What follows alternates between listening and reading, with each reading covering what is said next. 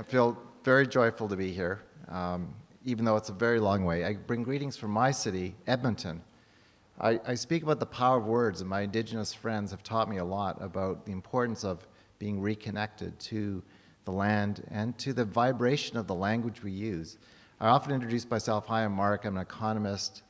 I used to be addicted to growth, but I took the 12-step program. I took the red pill and the blue pill, and I'm better now because I found genuine happiness.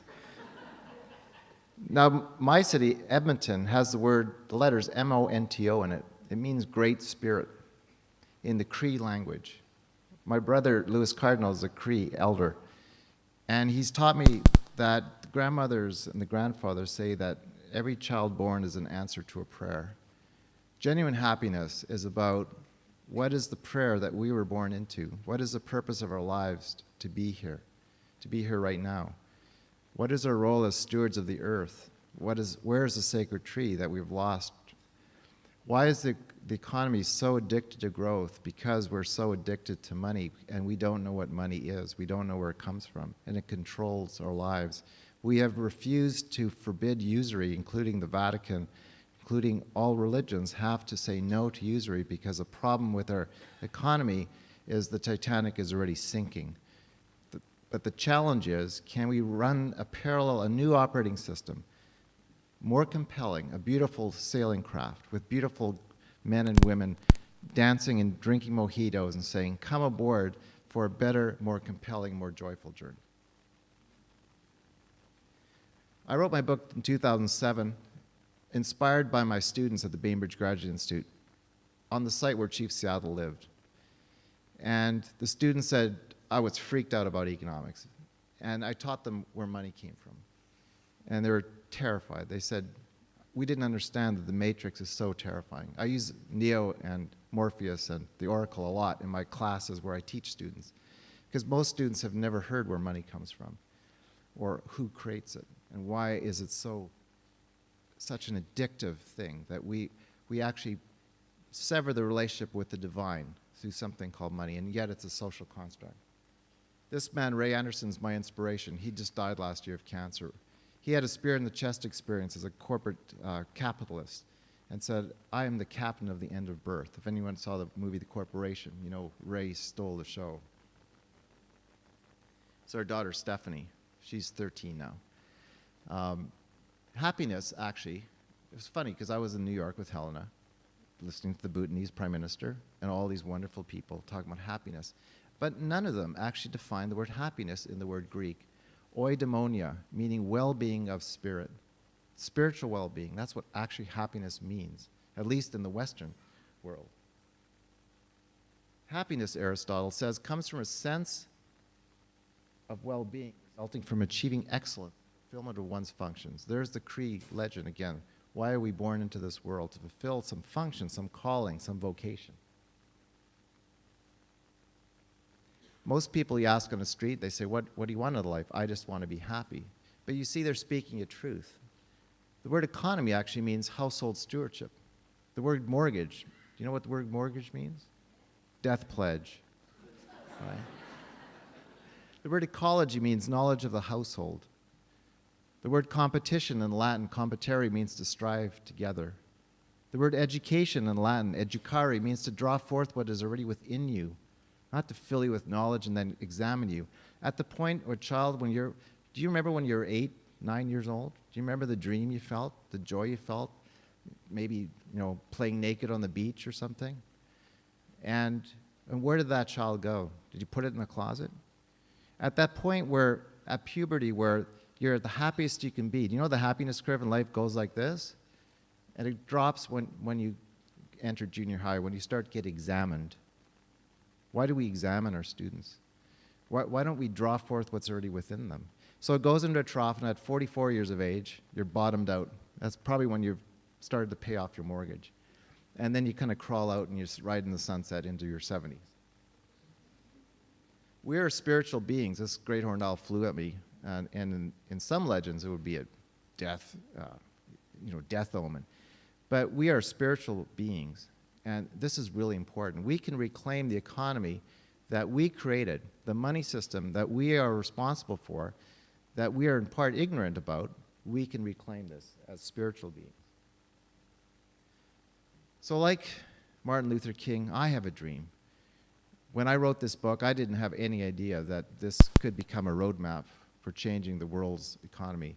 I had the pleasure, I don't know if it's a pleasure, of presenting my ideas to George Soros and Karl Koch-Weser at Davos 2 years ago. And Soros said to my idea, I said, George, I didn't say it to him personally, I gave him this 2-page proposal. My friend Toby, who was Ralph Nader's campaign manager, said, write this 2-page vision. I'm going to give it to Soros and Karl Koch-Weser, vice chairman of Deutsche Bank. And it says, let us build a new economy of well-being. Let's replace GDP and profit maximization with well-being return on investment.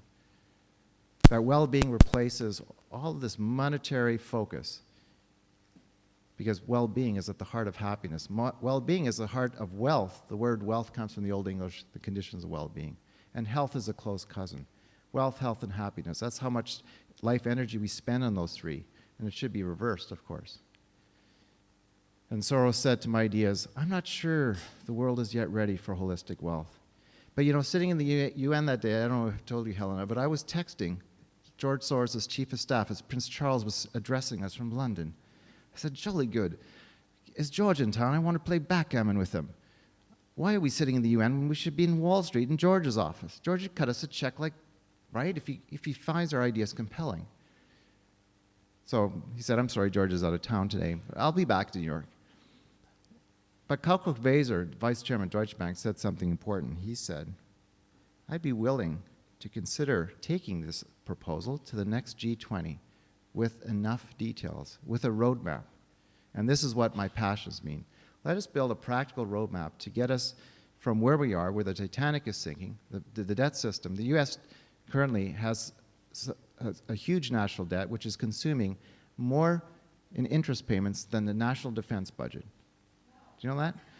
About 33 cents on every dollar Americans are spending is embedded interest costs. And I could tell Americans and Canadians and Australians that interest payment is unnecessary. If usury was forbidden, you would have a third of your week off to do what? To enjoy true recreation. I love that word, recreation.